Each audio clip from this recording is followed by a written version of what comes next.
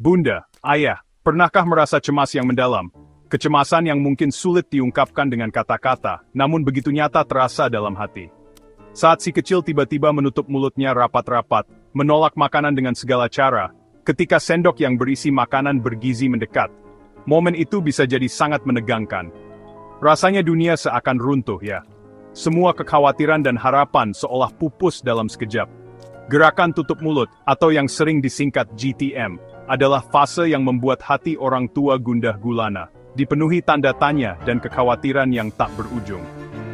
Meja makan yang seharusnya menjadi tempat yang hangat, penuh cinta dan kebersamaan, berubah jadi medan pertempuran yang melelahkan, baik secara fisik maupun emosional. Komentar lingkungan sekitar, seringkali tanpa empati, justru memperparah kecemasan yang sudah ada. Membandingkan berat badan si kecil dengan anak lain, seolah itu adalah satu-satunya ukuran keberhasilan, memberi nasihat yang seringkali tidak relevan, dan justru menambah tekanan serta rasa bersalah. Ingatlah selalu, bunda dan ayah, bahwa setiap anak itu unik dan istimewa dengan caranya masing-masing. Perjalanan makan mereka berbeda-beda, dipengaruhi oleh berbagai faktor seperti preferensi pribadi, suasana hati, dan tahap perkembangan.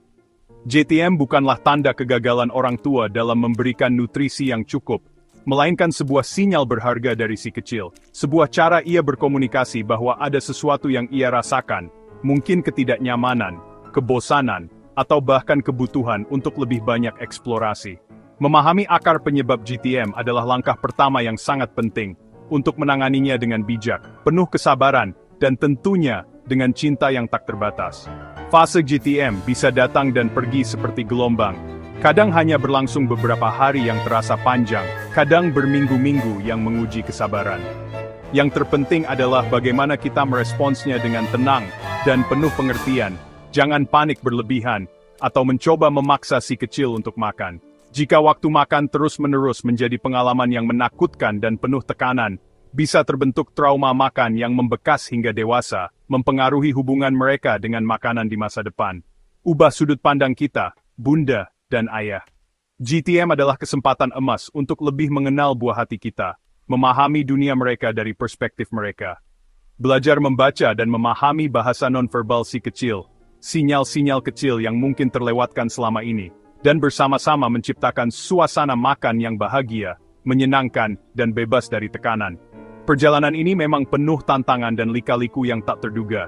Tapi dengan cinta, kesabaran, dan dukungan satu sama lain, kita pasti bisa melaluinya bersama, dan menjadi orang tua yang lebih baik lagi. Menghadapi gerakan tutup mulut, atau GTM, pada si kecil bisa menjadi tantangan yang membuat orang tua merasa khawatir dan frustrasi. Untuk mengatasi GTM, kita harus menjadi detektif bagi anak sendiri, menyelidiki lebih dalam apa yang sebenarnya terjadi. GTM bukan sekadar aksi menolak makan tanpa alasan. Ini adalah sinyal, sebuah pesan yang perlu kita pahami. Ada banyak faktor yang tersembunyi di baliknya, seperti lapisan-lapisan bawang yang perlu dikupas satu persatu. Salah satu penyebab umum adalah perkembangan fisik dan kognitif anak yang sedang berlangsung. Saat anak tumbuh dan memasuki fase-fase baru, kebutuhan kalorinya secara alami menurun, karena tingkat aktivitasnya mungkin berubah. Akibatnya, nafsu makan pun berkurang, dan porsi makan yang dulu dihabiskan dengan lahap, kini terasa terlalu banyak. Faktor psikologis juga berperan penting dalam menentukan perilaku makan anak. Anak ingin menunjukkan kemandirian dan otonominya. Mereka sedang belajar untuk membuat pilihan sendiri. Menolak makan menjadi salah satu caranya untuk merasa punya kontrol atas diri sendiri dan lingkungannya. Pengalaman makan yang buruk di masa lalu bisa membekas dan memengaruhi perilaku makan anak di masa kini. Seperti dipaksa menghabiskan makanan atau dimarahi saat makan, hal ini dapat menciptakan asosiasi negatif dengan waktu makan. Pengalaman-pengalaman ini bisa meninggalkan trauma yang membuat anak enggan untuk makan. Kondisi kesehatan sementara, seperti tumbuh gigi yang menyakitkan, sariawan yang membuat mulut terasa tidak nyaman, atau kelelahan setelah seharian beraktivitas, juga bisa menjadi alasan mengapa anak tiba-tiba menolak makan. Lingkungan makan yang bising dan penuh dengan gangguan, atau penuh distraksi seperti televisi yang menyala, atau mainan yang berserakan, serta ekspresi cemas dan khawatir dari orang tua saat waktu makan tiba, secara tidak langsung dapat memengaruhi nafsu makan dan suasana hati anak saat makan. Memahami berbagai penyebab ini adalah langkah pertama yang penting. Ini membantu kita untuk menemukan solusi yang tepat dan efektif dalam mengatasi GTM pada anak. Dengan begitu, kita bisa memberikan pendekatan yang personal dan sesuai dengan kebutuhan unik masing-masing anak, bukan sekadar solusi umum yang belum tentu berhasil. Penting membedakan GTM normal dan tanda bahaya. GTM normal biasanya sementara anak tetap aktif, ceria, dan berat badan stabil. Fase ini sering terjadi saat anak belajar berjalan atau baru sembuh dari sakit. Waspadai jika GTM berlangsung berminggu-minggu tanpa perbaikan, berat badan turun drastis, atau anak tampak sangat lemas. Tanda bahaya lain selalu tersedak muntah atau kesakitan saat makan. Jika muncul gejala ini, segera konsultasikan ke dokter anak. Jangan tunda mencari bantuan profesional jika ada red flags. Kunci utama untuk mengatasi gerakan tutup mulut atau GTM pada anak adalah menciptakan suasana makan yang menyenangkan. Bayangkan meja makan sebagai tempat berkumpul yang penuh tawa dan cerita, bukan medan pertempuran. Suasana yang bebas tekanan adalah kunci keberhasilan. Hindari menciptakan kecemasan di sekitar waktu makan. Biarkan anak merasa rileks dan nyaman saat berada di meja makan. Jadwalkan waktu makan secara teratur. Konsistensi membantu tubuh anak mengenali pola lapar dan kenyang. Usahakan untuk makan pada jam yang sama setiap hari. Dengan jadwal yang teratur, anak akan lebih mudah mengenali dan merespons rasa lapar dan kenyang. Perhatikan isyarat tubuhnya, jangan memaksanya untuk makan lebih dari yang ia inginkan. Hindari memberikan camilan manis atau minuman bergula sebelum makan utama. Jadikan waktu makan sebagai momen keluarga yang berharga. Manfaatkan kesempatan ini untuk terhubung dan berbagi cerita. Matikan TV dan jauhkan gawai dari meja makan. Fokuskan perhatian pada makanan dan interaksi dengan keluarga. Ingat, anak-anak seringkali meniru perilaku orang tua. Jika seluruh keluarga makan bersama dan menikmati makanan sehat, anak akan lebih termotivasi untuk ikut makan. Ciptakan suasana yang menyenangkan dengan menceritakan hal-hal seru, bernyanyi bersama, atau sekadar tersenyum saat makan.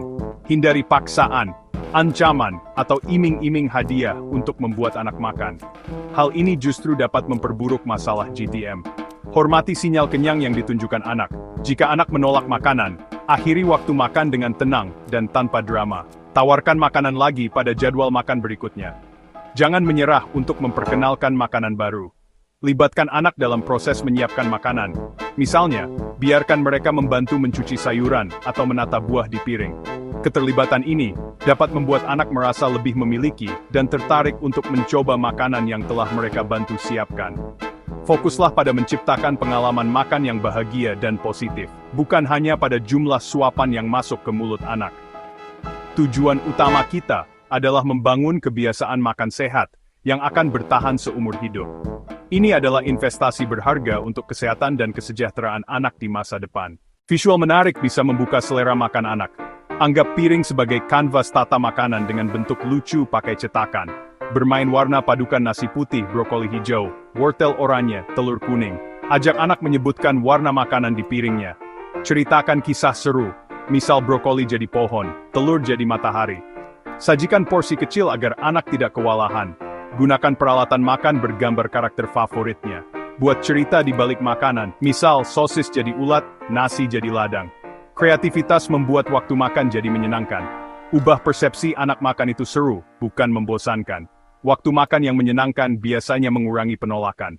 Memperkenalkan makanan baru butuh kesabaran dan konsistensi. Anak perlu terpapar makanan baru berkali-kali sebelum mau mencoba. Jika menolak hari ini, tawarkan lagi lain waktu dengan cara berbeda. Sajikan sedikit makanan baru di samping makanan favoritnya, tanpa paksaan. Biarkan anak melihat, menyentuh, atau mencium makanan baru. Itu bagian dari proses. Jadilah panutan, tunjukkan antusiasme saat makan makanan sehat. Ajak anak memilih sayur atau buah di pasar, beri rasa kepemilikan. Sajikan makanan baru dengan cara yang familiar, misal campur ke makanan favorit. Setiap langkah kecil adalah kemajuan, hargai usahanya. Petualangan rasa ini maraton, bukan lari cepat. Nikmati prosesnya bersama anak. Menghadapi picky eater butuh strategi dan kesabaran. Jangan jadikan drama. Semakin cemas, anak makin bertahan pada pilihannya. Terima dulu pilihannya, tapi terus kenalkan variasi makanan. Variasikan cara memasak makanan favorit, misal ayam digoreng, dibakar, atau dibuat sup. Terapkan teknik jembatan makanan, hubungkan makanan favorit dengan yang baru. Jangan selalu masak menu khusus untuk anak, sajikan menu keluarga yang sama. Jika menolak, jangan tawarkan alternatif lain. Anak akan belajar mencoba makanan yang tersedia jika lapar. Jika khawatir nutrisi kurang, konsultasikan ke dokter sebelum memberi suplemen. Tujuan perlahan memperluas selera makan anak tanpa tekanan. Nafsu makan anak dipengaruhi kecukupan nutrisi, terutama zinc dan zat besi. Kekurangan zinc membuat makanan terasa hambar, anak jadi malas makan. Sumber zinc, daging merah, ayam, kacang-kacangan, biji-bijian.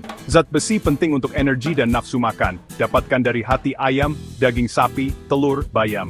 Vitamin B kompleks juga penting untuk metabolisme dan semangat makan. Sajikan menu bervariasi setiap hari, penuhi kebutuhan nutrisi lewat makanan alami. Jika khawatir luangers nutrisi, konsultasikan Dr. Aranak. Di tengah upaya mengatasi GTM, jangan lupa merawat diri sendiri. Menghadapi anak susah makan, bisa menguras emosi, frustrasi dan sedih itu wajar.